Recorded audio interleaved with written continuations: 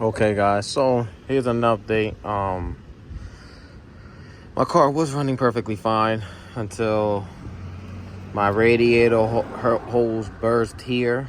Obviously this is a new one, right?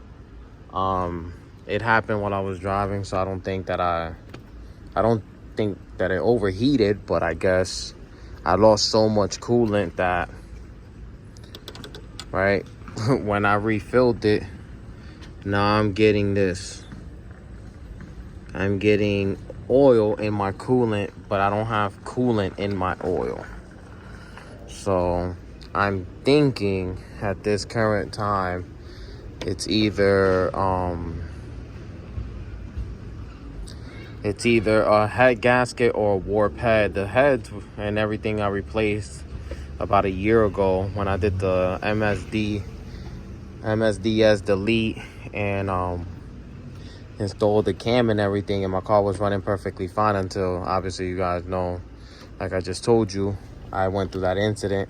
I flushed it out a couple times, but before the holes popping, my car was not mixing. My coolant did not look like that. So at this current time, I'm gonna work on taking it to the garage, flushing it, and I'm gonna start by pulling everything out. I'm gonna take the heads off and I'm gonna take the heads off and see if anything looks warped or anything on the block is cracked.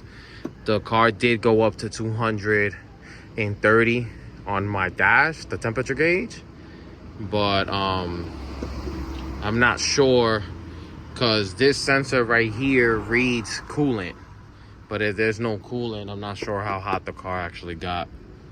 So yeah, unfortunately, it's part of the game.